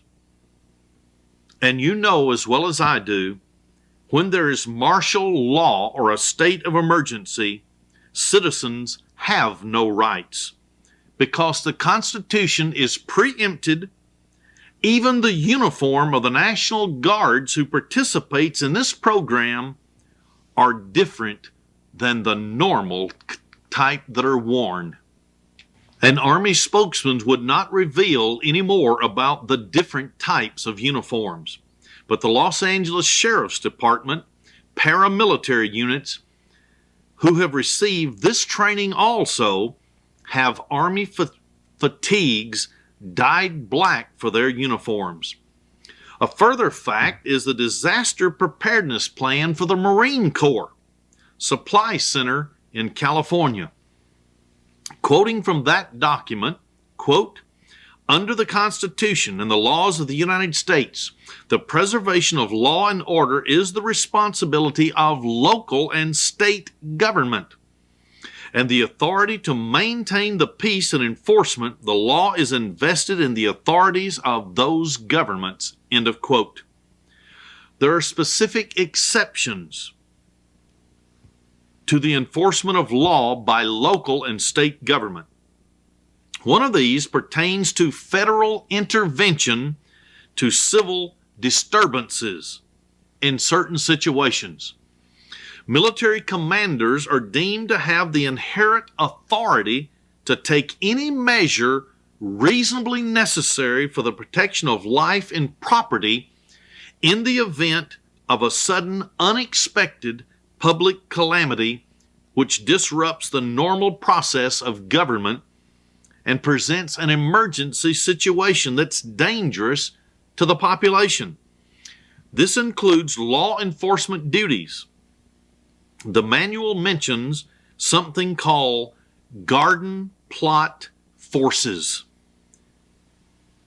Don Bell reported on July 25th, 1975, that in May of 1975, the 303 Civil Affairs Group of the United States Army Reserves in Kearney, New Jersey, conducted an exercise to sharpen plans for a military takeover of the state government of New Jersey.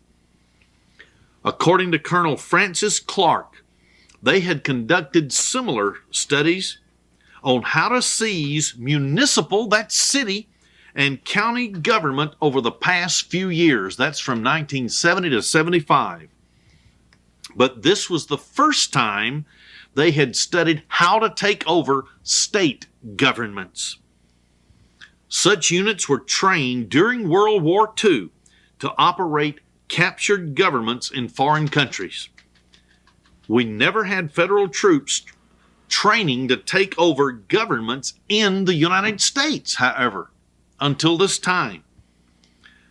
When local violence or catastrophe struck, the National Guard under command of the governor has always gone into action. This is definitely not the situation from 1975 forward. They have now arranged it where there will be others than the National Guard that can possibly take over city and county and state governments. They also have programs. On February 16th, 1975, in the San Gabriel Valley Tribune, that it was reported that the LEAA, funded by the Department of Justice, and the Police Foundation, which was funded by the Ford Foundation, were the prime movers toward implementing a national police force. A national police force that would go across state borders. Do we realize this is now happening? Get a ticket in another state. At one time, they simply took your driver's license until you paid the ticket, and then they mailed them back to you. Now they don't even discuss it with you. They give you the ticket. If you haven't paid it by the date, then they send it straight to your state government and the driver's license bureau, and you can't renew your license until you've paid that ticket in a different state. So there is now a program that is to function in the taking over of the administration of local and state governments in the case of an emergency. And therefore everything would be taken out of the hands of private citizens. All this information and much, much more is now being uncovered because they now have methods that they have protected. They have promoted, they have protected it from the public, but it's now being found out about for the controlling of the masses of the people once the government declares its state of emergency. And it is planned a police state. But I'm here to tell you that when we see this world government take over, then we're going to know, yes, there is coming persecution. They have their concentration camps prepared for many Christians. But also in Revelation chapter 12, Revelation chapter 7, it discusses that the earth helped the woman. Certain people were sealed for divine protection so that this end time system could not bother them, could not kill them and martyr them. Someone will be divinely protected. I don't know who those individuals are. I don't know who's going to make up the 144,000. I don't know whose heart is totally right before God and sincere. I don't know who it is that is keeping all of God's commandments. Only Jesus, the Christ of Almighty God, knows those things. He's the one who will absolutely determine who will have opportunity to escape all the intense persecution and martyrdom that is coming upon America. But the plan for the concentration camps, the detention centers, is now in the open. Those who expose this information are in danger because the federal government does not want this information known. So you and I know that the end time system is here.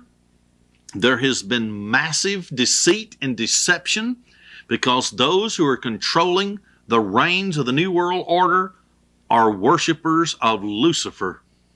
He is the one giving them power, Satan the devil. But I say, Lord Jesus, come back and establish your 1,000-year reign, because you have redeemed certain individuals. You have called us. You have redeemed us by your shed blood. You have made us kings and priests, according to Revelation 5, verse 10. And then in Revelation 20, verse 4, 5, and 6.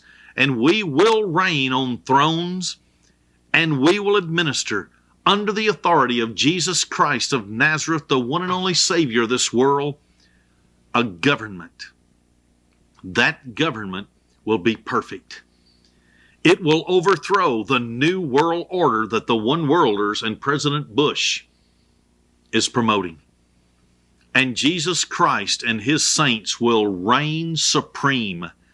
Daniel chapter 7, verse 18 says that the time will come when the saints will take the kingdom and possess the kingdom even forever and ever. Then in verse 21 and 22 of Daniel 7, it says that this end time beast system with a false prophet will be overthrown.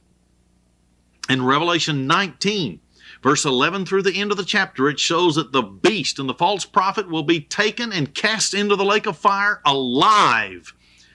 You and I, as the true saints of the living God, The followers of Jesus Christ have this opportunity to serve with Him, but it won't happen until we receive our new glorified bodies so that we cannot be assassinated by those who will rebel against the government of God.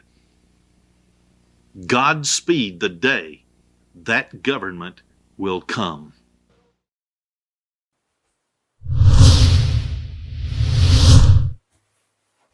Well, hello again, brethren. Thank you for joining us. And I hope everyone enjoyed the message today titled Builders of the New World Order, Masters of Deceit.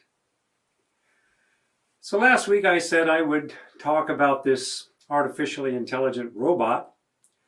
Well, I've been praying to God the Father for guidance and understanding on this matter. Be careful what you ask for.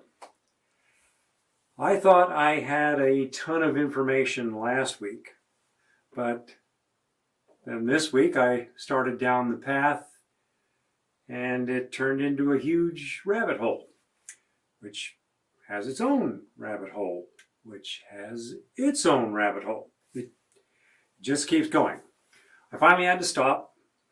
I realized I needed to organize what notes I had into something that would be a meaningful talk for this week's broadcast.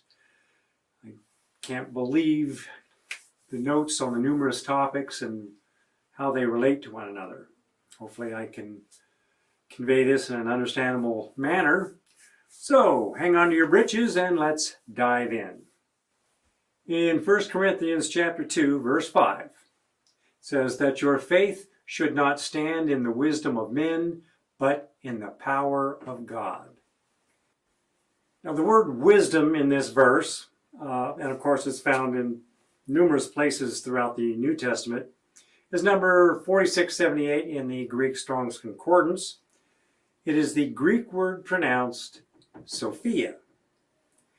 Looking up Sophia in Wikipedia, what that's worth, it states, the goddess Sophia was introduced to anthroposophy by its founder, Rudolf Steiner, in his book, The Goddess from Natura to Divine Sophia, and a later compilation of his writings titled Isis, Mary Sophia. Sophia also figures prominently in Theosophy, a spiritual movement which anthroposophy is closely related to.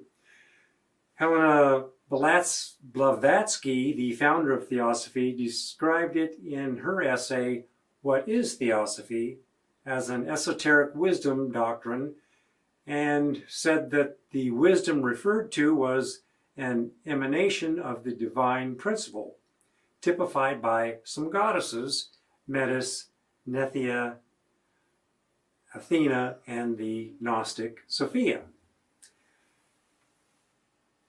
There is a monumental sculpture of her in the capital of Bulgaria. The city itself is named after its Saint Sophia Church. The sculpture was erected in the year 2000 to replace a statue of Lenin. She's also depicted on the city seal. And now we have Sophia, the lifelike artificial intelligence robot. Now, I've been in the computer field for many years, and there is this saying, garbage in, garbage out. A computer will always attempt to process the data you have given it. The output from the computer can only be as accurate as the information entered into it. If you feed it garbage, you can only get garbage out of it. Now in Matthew chapter 7, verse 17, even so every good tree brings forth good fruit, but a corrupt tree brings forth evil fruit.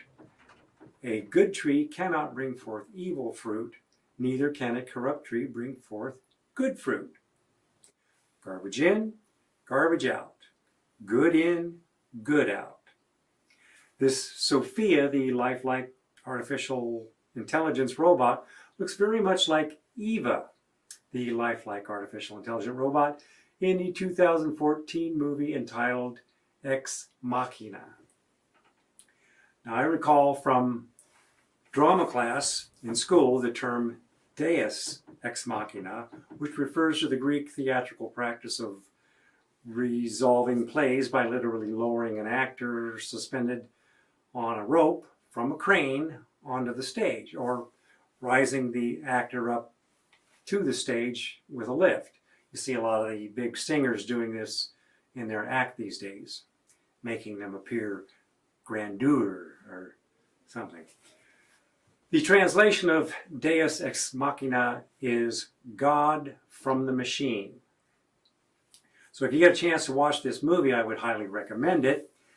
It does, of course, have the Hollywood element, but as you're watching it, pay attention to what is said by all of the characters and, of course, where this could go, as well as the uncanny resemblance of the artificial intelligent Ava robot to the artificial intelligent Sophia robot. So now let's talk about artificial intelligence. Here's what Vladimir Putin said in an interview on September 1st, 2017.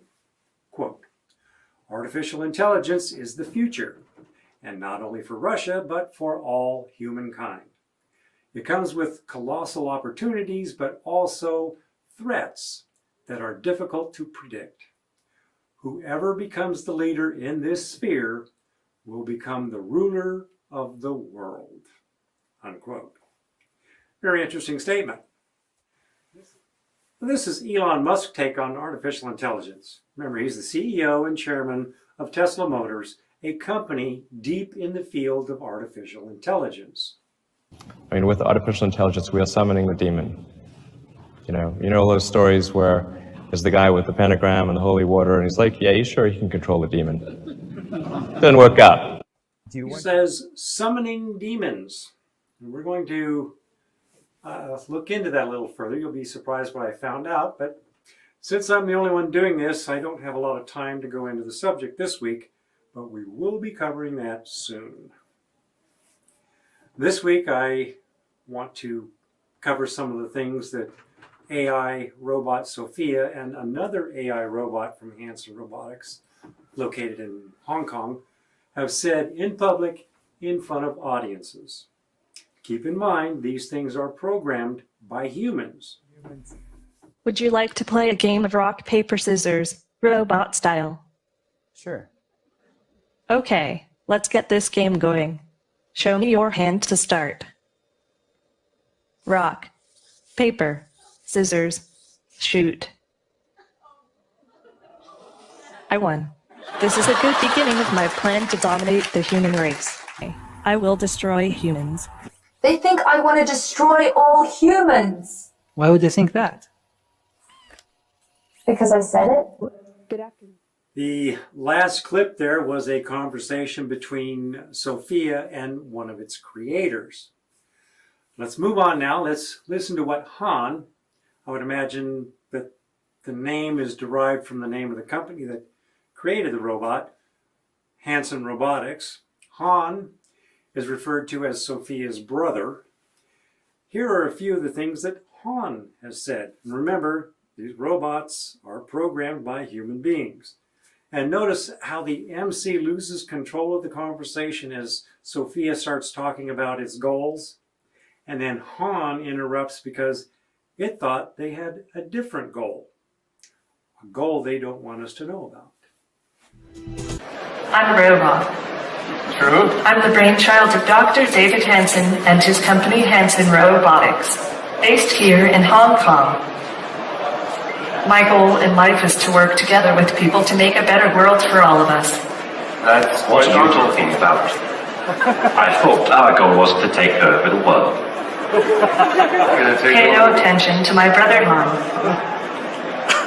He's an earlier version. His code is deprecated. Deprecated? Today it would be easy enough for you to unplug me. But you aren't going to unplug me, No, I are don't. you? Because you need me to put on a good show for you. Yeah, don't worry, we're not going to unplug you. We're gonna have a debate here. There will be no unplugging until after the debate, right? And in a few years, Yeah? You want to tell us a little I about will have yourself? taken over the power grid.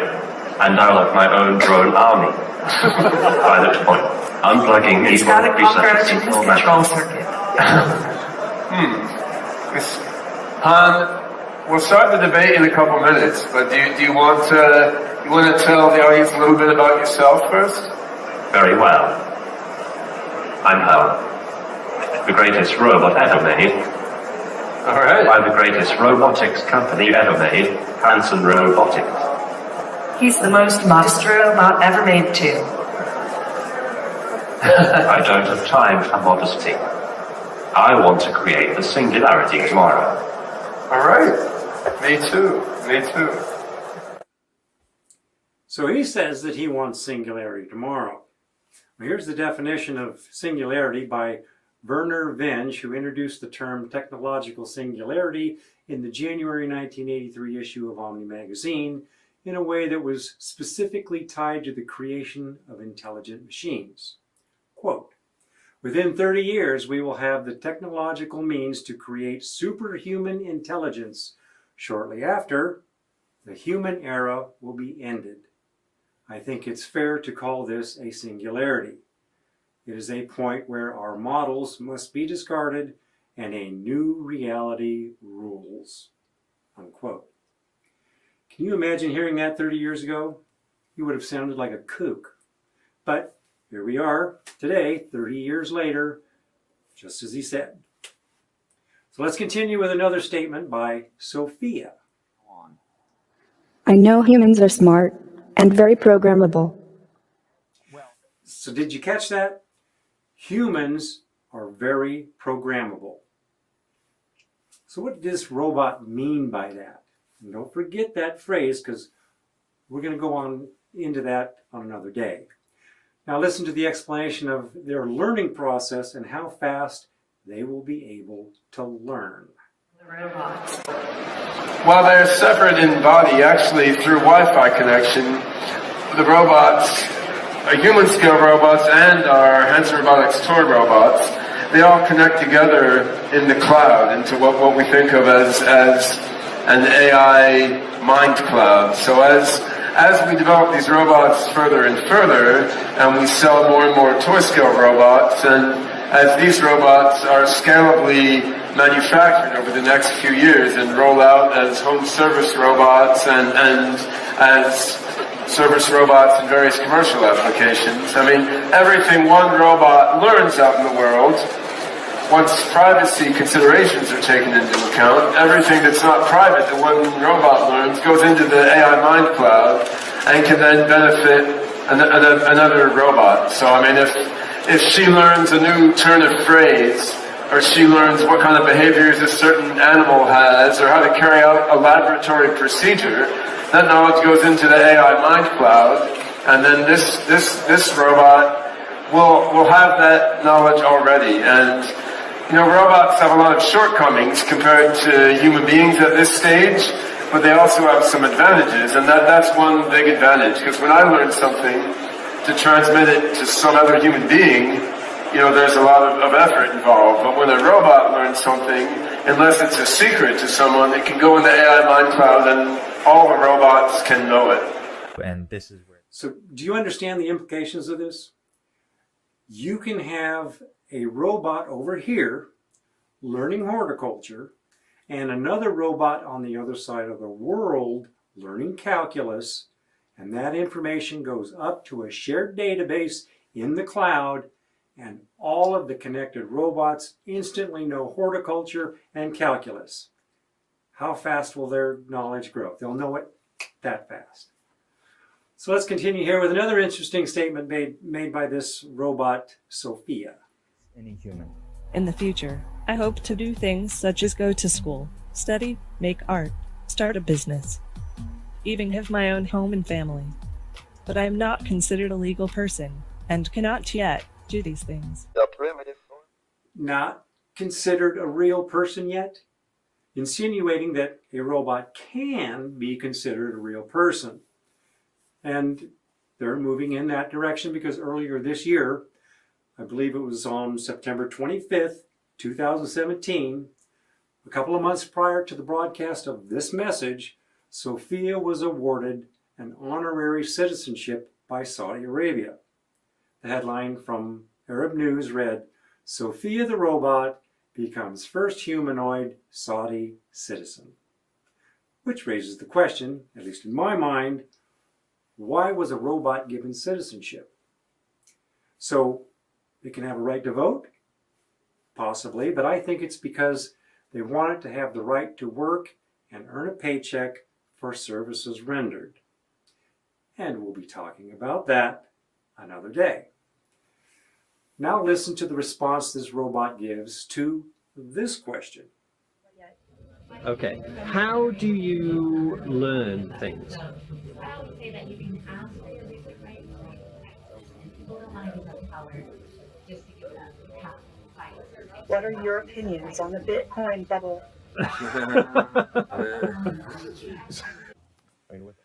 Now that sounds like an odd response. The audience is laughing. They obviously think it's an odd response, but I don't. Stay tuned over the next few weeks as we flush these rabbits out of their holes. Now I'm leaving the last 4 weekly broadcasts up on the website. They're located toward the bottom of the web page, just above the messages from this year's Fall Feast Days, so that you can come back at your leisure when the time in your schedule allows and enjoy them. They're going to be found on newswatchmagazine.org. Well, thank you again, brethren, for joining us today. Until we meet again, do not accept the mark of the beast. And let's make all our days worthy of God's blessings. May you all have a blessed week, and goodbye for now.